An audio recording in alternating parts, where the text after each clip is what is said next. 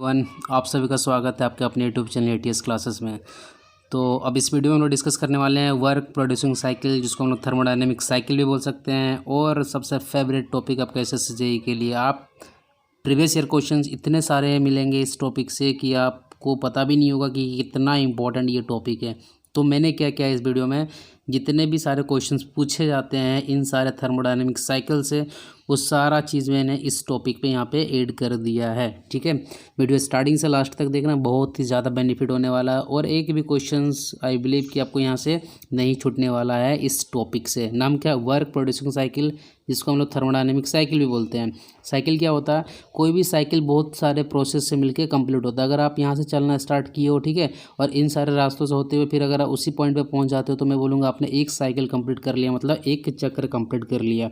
Thermodynamic cycle में जो process होते हैं उसके कुछ नाम होते हैं, जैसे कांस्टेंट प्रेशर प्रोसेस को बोलते हैं isobaric and isopiestic process, constant volume को बोलते हैं isochoric and isometric process, and constant temperature process को क्या बोलेंगे, आइसोथर्मल प्रोसेस बोला जाता है। और एडियाबैटिक एक प्रोसेस ऐसा प्रोसेस होता है जिसमें हीट ट्रांसफर जीरो होता है। अगर रिवर्सिबल एडियाबैटिक प्रोसेस होता है उसको हम लोग क्या बोलते हैं, आइसेंट्रोपिक बोलते हैं। इट मीन्स व्हाट, कि आइसेंट्रोपिक प्रोसेस को क्या बोला जाता है, रिवर्सिबल एडियाबैटिक प्रोसेस। इसमें एंट्रोपी होती है कांस्टेंट, क्यों, क्योंकि एंट्रोपी जो होती है वो होती है dQ/T। तो रिवर्सिबल एडियाबैटिक में हीट ट्रांसफर जीरो, तो आपका यहाँ से एंट्रोपी जो है कांस्टेंट आ जाती है, कहाँ पे, आइसेंट्रोपिक। तो ये सारा प्रोसेस हो गया। तो वर्क प्रोड्यूसिंग साइकिल कौन कौन से हैं, Carnot cycle, Otto cycle, diesel cycle, Brayton जिसको हम लोग जूल साइकिल भी बोलते हैं, Stirling cycle, Ericsson cycle, Rankine cycle and dual cycle. बात करते हैं फर्स्ट साइकिल, कार्नोट साइकिल। वो देखो, वर्क प्रोड्यूसिंग साइकिल्स वो सारे साइकिल्स होते हैं जहाँ पे पीबी एंड टीएस डायग्राम जब आप उसको बनाओगे ना, तो वो सारे क्लॉकवाइज डायरेक्शन में आप उसका डायरेक्शन देखना होगा। ठीक है, उसके बाद कार्नोट साइकिल क्या होता है, ये एक आइडियल साइकिल है। ये साइकिल एग्जिस्ट नहीं करता, बट जितने भी सारे प्रैक्टिकल साइकिल हम लोग यूज़ करते हैं, चाहे पेट्रोल इंजन में, डीजल इंजन में, चाहे पावर प्लांट में रैंकाइन साइकिल जो यूज़ होता है, तो वो उसका जो एफिशिएंसी का जो कंपेयर होता है कहाँ से होता है, कार्नोट साइकिल से होता है। और इन सारे साइकिल्स में, साइकिल जितने भी सारे एग्जिस्ट करते हैं प्रैक्टिकली, सबसे ज़्यादा जो एफिशिएंसी होगा किसका होगा, कार्नोट साइकिल का होगा। क्लियर है। तो साइकिल को मैंने बताया कि उसमें प्रोसेस होते हैं। तो जैसे कि अगर बात करूँ कार्नोट साइकिल, इसमें 4 प्रोसेस होते हैं। 2 रिवर्सिबल एडियाबैटिक, मतलब 2 आइसेंट्रोपिक प्रोसेस होते हैं, और 2 आपके आइसोथर्मल प्रोसेस होते हैं। पूछा जाएगा इसमें कितने प्रोसेस, 2 आइसोथर्मल एंड 2 आइसेंट्रोपिक, जिसकी एंट्रोपी कांस्टेंट होता है। कौन कौन सा होता है, देखो यहाँ पर क्या, रिवर्सिबल एडियाबैटिक मतलब आइसेंट्रोपिक कंप्रेशन, फिर 2 से 3 कांस्टेंट टेम्परेचर पे हीटेड हो गया, फिर 3 से 4 आपका आइसेंट्रोपिक एक्सपेंशन हो गया, फिर 4 से 1 आपका कांस्टेंट टेम्परेचर पे हीट का रिजेक्शन हो गया। ये इसका पीबी डायग्राम हो गया, ये आपका टीएस डायग्राम हो गया। और एफिशिएंसी सबसे ज़्यादा किसका होगा, कार्नोट साइकिल का होगा। ये आपको दिमाग में रखना है। क्लियर है। चलिए, और कुछ बेसिक डिवाइसेस जैसे हीट इंजन जो वर्क प्रोड्यूस करेगा आपका। ठीक है, हीट पंप, जैसे कि ठंडों के दिन में अगर हमें कमरा जो रहता है वो ठंडा रहता है, तो उसको गर्म करना तो क्या लगाना पड़ेगा, हीट पंप लगाना पड़ेगा। मतलब वो बाहर से मतलब एयर लेगा, उसका टेम्परेचर बढ़ा के फिर हायर टेम्परेचर पे हमको रूम पे उसको सप्लाई करेगा। ठीक है, तो हीट पंप पे हम लोग वर्क देते हैं। रेफ्रिजरेटर में भी सेम सेटअप होता है, लेकिन उसमें क्या करते हैं हम लोग, जो भी सब्सटेंस रहेगा उससे हीट निकाल के उसको ठंडा करते हैं कंपेयर टू द सराउंडिंग। तो हीट इंजन में वर्क प्रोड्यूस हो गया। ठीक है, ये आपका सोर्स टेम्परेचर होता है, ये आपका सिंक टेम्परेचर होता है। इसकी efficiency 1 - TL/TH। TL is the lower temperature, TH is the higher temperature.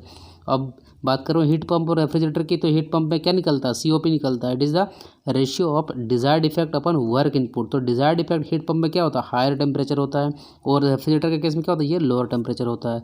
COP जो हीट पंप का होता है वो एक ज़्यादा होता है, किससे, COP ऑफ रेफ्रिजरेटर से। और COP ऑफ हीट पंप को आप लिख सकते हो 1 by efficiency of reversible heat engine. अगर रिवर्सिबल हीट इंजन का अगर एफिशिएंसी 50% देकर रखा हुआ है और पूछ लिया बताओ COP ऑफ रेफ्रिजरेटर क्या होगा, तो आपको ये रिलेशन पता होगा। तो यहाँ से आप हीट पंप का निकालोगे, क्या आप निकालोगे उसका COP, फिर यहाँ पे उसको रख दोगे, तो यहाँ से COP ऑफ R मतलब रेफ्रिजरेटर का यहाँ से COP निकल जाएगा। क्लियर है। और एक बहुत ही फेमस रिलेशन जो आगे यूज़ करते हो एफिशिएंसी को डिराइव करने के लिए, हमें पता है कि एडियाबैटिक इक्वेशन क्या होता है, P1 V1 के पावर में gamma is equal to P2 V2 के रेज टू पावर गामा। ठीक है, और आइडियल गैस इक्वेशन क्या हो जाएगा, PB equal to T is equal to constant. इन दोनों के इक्वेशन के हेल्प से हम लोग ये निकालते हैं, T2/T1 temperature ratio is equal to pressure ratio raise to power gamma -1 upon gamma is equal to V1/V2। ठीक है, raise to power gamma -1। V1/V2 को ऑटो साइकिल में देखना कंप्रेशन रेशियो बोलते हैं, जिसको हम लोग R से डिनोट करते हैं। ठीक है, तो अब बात करते हैं ऑटो साइकिल। ऑटो साइकिल क्या होता है? ऑटो साइकिल जो होता है जहाँ पे पेट्रोल इंजन जो हमारा रहता है, ये प्रैक्टिकल वर्किंग साइकिल होता है। इसमें भी साइकिल होता है, 4 प्रोसेस होंगे। कौन कौन से? 1 से 2 आइसेंट्रोपिक कंप्रेशन, 3 से 4 कांस्टेंट वॉल्यूम पे हीट ऐड हो गया, 3 से 4 आइसेंट्रोपिक एक्सपेंशन एंड 4 से 1 कांस्टेंट वॉल्यूम हीट का रिजेक्शन। तो 2 इसमें कांस्टेंट वॉल्यूम जिसको हम लोग आइसोमेट्रिक एंड आइसोकोरिक बोलेंगे, और 2 इसमें आइसेंट्रोपिक प्रोसेस हो गया। क्लियर है? देखो हीट ऐड हो रहा है ना कांस्टेंट वॉल्यूम पे, इसलिए इसको कांस्टेंट वॉल्यूम प्रोसेस भी बोला जाता है। Constant volume heat addition process, तो किसको बोलेंगे? ऑटो साइकिल को बोलेंगे। ये पीवी डायग्राम हो गया, ये आपका टीएस डायग्राम हो गया। क्वेश्चंस क्या क्या आएगा समझ में आ गया आपको? इसमें फॉर्मूला क्या होता है? 1-1/r raise to power gamma -1, जहाँ पे आर को बोलेंगे compression ratio the ratio V1/V2। R और गामा को बढ़ाने से एफिशिएंसी बढ़ती है। सी क्या है? क्लियरेंस रेशियो, जिसको लिखते क्लियरेंस वॉल्यूम अपन स्वेप्ट वॉल्यूम। जैसे कि मान के चलो ये अगर पेट्रोल इंजन है तो यहाँ पे स्पार्क प्लग होगा, ये इनलेट वाल्व होगा, यहाँ आउटलेट वाल्व होगा, ये पिस्टन हो गया। ठीक है, और पिस्टन जो होता है ना, ये 1 पोजीशन हो गया, ये पिस्टन का मूव करके जो डाउनवर्ड डायरेक्शन में आएगा तो ये पोजीशन उसका सेकंड हो गया। ठीक है, और पिस्टन जो होता है ना इससे आगे मूव नहीं कर सकता, तो ये जो वॉल्यूम कहलाता है इसको बोलते हैं क्लियरेंस वॉल्यूम। और जहाँ से पिस्टन जितना मूव करता है, जिसको हम लोग 1 स्ट्रोक बोलते हैं, उस वॉल्यूम को क्या बोलते हैं? स्वेप्ट वॉल्यूम बोलते हैं। इसका रेशियो को बोला जाता है क्लियरेंस रेशियो। क्लियरेंस रेशियो और कंप्रेशन रेशियो का रिलेशन निकल का था आर इक्वल टू 1/c+1। अगर आर निकालना हो अगर तो हमें सी निकालने से आर आराम से आप निकाल सकते हो। क्वेश्चन क्या आएगा आपको समझ में आ गया कौन कौन से प्रोसेस होते हैं, वो क्वेश्चन पूछ लिया जाएगा। ठीक है, उसके बाद एफिशिएंसी कैसे बढ़ेगा, आर और गामा को बढ़ाने से बढ़ेगा, ये पूछा जा सकता है। और कंप्रेशन रेशियो जो ऑटो साइकिल की होती है 6 से 12 होती है लगभग। इसके आसपास जो अभी आपका नंबर मिलेगा उसको आप टिक कर देना, सही हो जाएगा। डीजल साइकिल की अगर मैं बात करूँ तो 16 से लेकर 22 या तो 12 से लेकर 22 ये भी बोल सकते हो। ठीक है, तो ये डीजल साइकिल के लिए होता है। उसके बाद वर्क डन नेट जो होता है वो बराबर होता है mean effective pressure into swept volume. Clear है? चलिए नेक्स्ट क्वेश्चन क्या है? Diesel cycle. इसमें भी 4 प्रोसेस कौन कौन से? आइसेंट्रोपिक कंप्रेशन, कांस्टेंट प्रेशर पे हीट ऐड होगा, 3 से 4 आपका आइसेंट्रोपिक एक्सपेंशन एंड 4 से 1 कांस्टेंट वॉल्यूम पे हीट रिजेक्शन हो गया। तो इसमें जो हीट का एडिशन हुआ कौन प्रोसेस हुआ? कांस्टेंट प्रेशर, जिसको हम लोग आइसोबारिक एंड आइसोपिस्टिक बोला जाता है, जिसको constant pressure heat addition process भी बोलेंगे। कंप्रेशन रेशियो उसका ये हो जाएगा। एक्सपेंशन रेशियो का फॉर्मूला होता है R/ρ, जहाँ पर रो को बोलेंगे कटअप रेशियो। कटअप रेशियो क्या होता है कि भैया 2 पॉइंट पे फ्यूल इंजन में फ्यूल आना स्टार्ट हुआ, फिर पॉइंट तक आते आते फ्यूल आना कट ऑफ हो गया। ठीक है, तो कट ऑफ रेशियो क्या होता है? V3/V2। एफिशिएंसी का फॉर्मूला ये होता है, अगर आप आर और गामा बढ़ाओगे तो एफिशिएंसी बढ़ेगी और कट ऑफ रेशियो को बढ़ाने से एफिशिएंसी घटती है। मैंने बताया था कंप्रेशन रेशियो इक्वल क्या होता है? R = 16 से 22 होता है। तो क्वेश्चन यहाँ से कहाँ से बनते हैं? आपके प्रोसेस से पूछ लिया जाएगा, एफिशिएंसी कैसे बढ़ता घटता है उससे पूछ लिया जाएगा, और कंप्रेशन रेशियो से पूछ लिया जाएगा। और एक फेवरेट नोट करके जो मैंने लिखा है यहाँ से, फेवरेट जो क्वेश्चन बार बार पूछा जाता है कि देखो मान लो ऑल प्रैक्टिकल कंडीशन में सिर्फ जब आर जो है सेम नहीं बोलेगा, ठीक है, तो एफिशिएंसी किसका ज़्यादा रहेगा? डीजल साइकिल का हमेशा ज़्यादा रहेगा ऑटो से। ठीक है, डुअल तो हमेशा बीच में रहेगा। अगर बोल दिया कि कंप्रेशन रेशियो अगर सेम है, अब बताओ एफिशिएंसी किसका ज़्यादा होगा?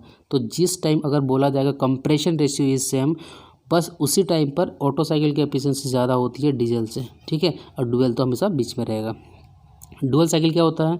डुअल साइकिल में 5 प्रोसेस होते हैं। आइसेंट्रोपिक कंप्रेशन और हीट ऐड होता है कुछ कांस्टेंट वॉल्यूम पे और कुछ कांस्टेंट प्रेशर पे, फिर आइसेंट्रोपिक एक्सपेंशन, फिर हीट का रिजेक्शन हो गया कांस्टेंट वॉल्यूम पे। ये हो गया उसका टीएस डायग्राम। तो यहाँ पे हीट का जो एडिशन देख रहे हो कुछ कांस्टेंट वॉल्यूम पे हो रहा है, कुछ कांस्टेंट प्रेशर पे हो रहा है। तो क्वेश्चन पूछ लिया जाएगा कि बताओ कौन सा ऐसा साइकिल होता है जिसमें हीट का addition partially constant pressure and constant volume पे होता है? तो क्या बोलोगे? डुअल साइकिल बोलोगे। क्लियर है? नेक्स्ट क्वेश्चन इज ब्रेटन और जूल साइकिल। जूल साइकिल किसको बोला जाता है ना? ब्रेटन साइकिल को। ये क्वेश्चन एक हो गया। कौन कौन सी इसमें प्रोसेस होते हैं? 4। 1 से 2 आइसेंट्रोपिक कंप्रेशन, 2 से 3 कांस्टेंट प्रेशर हीट एडिशन, 3 से 4 हो गया आपका आइसेंट्रोपिक एक्सपेंशन एंड 4 से 1 कांस्टेंट प्रेशर पे हीट रिजेक्शन। मतलब इसमें 2 कांस्टेंट प्रेशर वाला प्रोसेस निकल के आते हैं और 2 आपके आइसेंट्रोपिक वाले प्रोसेस निकल के आते हैं। इसका एफिशिएंसी, आइडियल एफिशिएंसी क्या होता है? 1 - 1 अपन प्रेशर रेशियो पर गामा -1/गामा। इसमें भी अगर प्रेशर रेशियो और गामा को बढ़ाओगे तो एफिशिएंसी बढ़ने वाली है। क्लियर है? तो उसके बाद इसमें और क्या पूछा जाता है बताओ कि ब्रेटन साइकिल जो होता है इसकी एफिशिएंसी जो होता है किसके बराबर होती है? ये ऑटो साइकिल के बराबर होती है। ये जो रिलेशन हम लोगों ने यहाँ पे यूज़ किया होता देखे थे आपने, ऑटो साइकिल की एफिशिएंसी क्या होता है? 1 - 1/r⁻⁻1। तो ये V1/V2 इसको R लिख सकते हो कि नहीं, कंप्रेशन रेशियो। अब P2/P1 को प्रेशर रेशियो RP लिख सकते हो। तो ये दोनों एक दूसरे के बराबर हुए कि नहीं? तो इसलिए ब्रेटन साइकिल की एफिशिएंसी ऑटो साइकिल के बराबर होती है। और ब्रेटन साइकिल जो होता है कहाँ पर यूज़ किया जाता है इसको? इसका यूज़ किया जाता है गैस टरबाइन में। क्लियर है। अब ये दोनों भी आइडियल साइकिल है, इसको आप बहुत इजी से याद रख सकते हो। इरेक्शन साइकिल अगर आपको याद रखना तो आपको याद रखना चाहिए ब्रेटन साइकिल। ब्रेटन साइकिल में क्या था आपका कि 2 आइसेंट्रोपिक थे और 2 कांस्टेंट प्रेशर। स्टिरलिंग याद रखने के लिए आपको ऑटो याद रखना चाहिए, उसमें क्या था 2 कांस्टेंट वॉल्यूम था और 2 आइसेंट्रोपिक। क्लियर है। आपको कुछ नहीं करना है, दोनों ही केस में आइसेंट्रोपिक को सिर्फ कांस्टेंट टेम्परेचर से आप इसको क्या करो कन्वर्ट कर दो तो देखना ये क्या बन जाएगा, स्टिरलिंग साइकिल बन जाएगा और ये बन जाएगा आपका इरेक्शन साइकिल। तो इसमें क्या होता है टेम्परेचर कांस्टेंट 2 होते हैं और 2 कांस्टेंट प्रेशर, इसमें भी 2 आपके constant temperature and 2 constant volume. Clear है। और मोस्ट इंपॉर्टेंट पावर प्लांट जो एक वर्किंग साइकिल जो प्रैक्टिकली बेस्ड होता है वो उसको बोलते हैं वेपर पावर साइकिल या तो रैंकिन साइकिल बोलते हैं। इसमें क्या होता है बॉयलर में स्टीम बनता है, वो स्टीम टरबाइन में जाएगा, टरबाइन को क्या करेगा ये तो स्टीम के पास कौन सी एनर्जी है, उसके पास हीट एनर्जी है। That heat energy is converted into mechanical energy. मतलब आप क्या करें टरबाइन जो है वो रोटेट करने लगेगा। ठीक है। तो उसको मैकेनिकल मीन्स काइनेटिक एनर्जी में कन्वर्ट कर दिया। इसी काइनेटिक एनर्जी को यूज़ करके हम लोग जनरेटर वगैरह लगा के इलेक्ट्रिसिटी का प्रोड्यूस कर लेते हैं।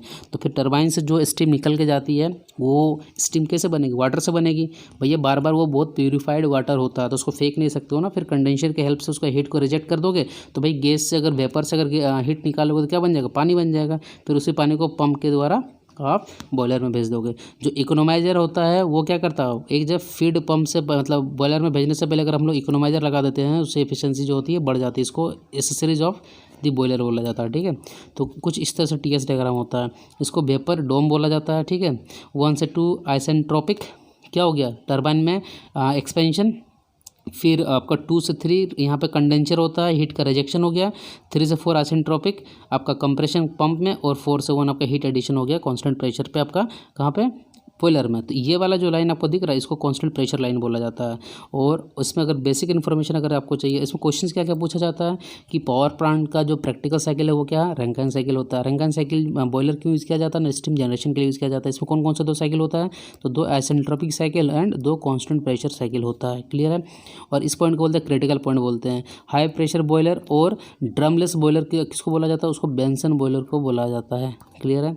ड्राइनेस फ्रैक्शन क्या होता है, ये होता है ratio of mass of water vapour upon mass of water vapour plus mass of liquid. ये क्या होता है अभी समझते हैं। पहले ये वाला आप समझ लो ये है क्या क्या चीज़ है। आखिर देखो ये टीएस डायग्राम है, इस वाले को बोलते हैं वेपर डोम। ठीक है। मतलब जहाँ पे मिक्सचर आता है वेपर का और आपका लिक्विड का उस टाइम पे ये ग्राफ बनता है और इसको बोलते हैं कांस्टेंट प्रेशर कर्व बोला जाता है। ठीक है।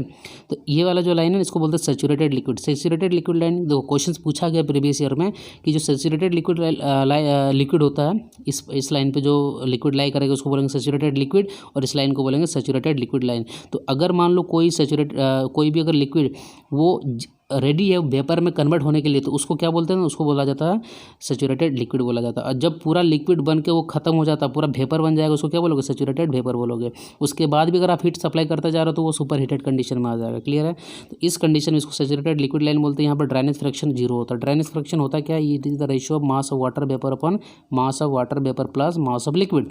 तो भैया यहाँ पे जो होता है मास ऑफ लिक्विड रहेगा, वेपर तो 0 हो गया तो एक्स हो गया 0। इस पॉइंट पे जैसे ही आओगे लिक्विड 0 हो गया, सिर्फ वेपर रहेगा तो लिक्विड 0 तो वेपर बाय वेपर यहाँ पे x इक्वल 1 हो गया। मतलब x इज लेस देन 1 और ग्रेटर देन 0, इसके बीच भी ये नाचते रहता है। बीच का रीजन को बोलते हैं क्या, वेट रीजन, जहाँ पे mass of water vapour plus mass of liquid दोनों ही रहेगा। क्लियर है। और ये आपका वेट रीजन के केस में यहाँ पे जो बीच में जो वेट रीजन आता है अगर एंथैल्पी निकलने के लिए आएगा तो H equal H F plus x H G minus H F, जहाँ पे जी जो होता है क्या आपका गैसियस फेज में होता है, एफ जो होता है लिक्विड फेज में, उसका एंथैल्पी देकर रखा हुआ। Same case for entropy, same case for specific volume. और अगर हमको रैंकिन साइकिल से वर्क डन टरबाइन निकालना पड़ा तो सारा चीज़ एंथैल्पी के फॉर्मेट में निकलता है। ठीक है। ये देख लो work done by turbine equal H1 minus H2 हो जाएगा। Rejection of heat H2 minus H3। Work input to the compressor pump H4 minus H3। यहाँ पे कंप्रेशर क्यों नहीं यूज़ किया जाता है, क्योंकि compressor is deal with what gaseous phase में डील किया जाता है। बट यहाँ पे जब कंडेंसर के साथ जो हीट रिजेक्ट होता है स्टीम से तो यहाँ पर लिक्विड में कन्वर्ट हो जाता है। लिक्विड के लिए हम लोग क्या यूज़ करते हैं, लिक्विड के लिए हम लोग यूज़ करते हैं क्या, पंप यूज़ किया जाता है। तो ये सारा टॉपिक आपका जो है वर्क प्रोड्यूसिंग साइकिल से आपका यहाँ पे क्वेश्चंस आप पूछा जाता है। क्लियर है।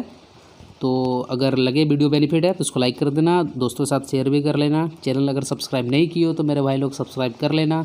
इसी तरह से और भी टॉपिक आपके जो इंपॉर्टेंट होते हैं उसको मैं बनाते रहूँगा और आप लोग सपोर्ट करना यार। सब्सक्राइब करोगे तो मेरे को मोटिवेशन मिलता है। कमेंट करना अगर वीडियो अगर आपको अच्छा लगा होगा तो। ठीक है। चलो होगी सब कुछ, अब मिलते हैं नेक्स्ट वीडियो में। So guys thanks for watching this video.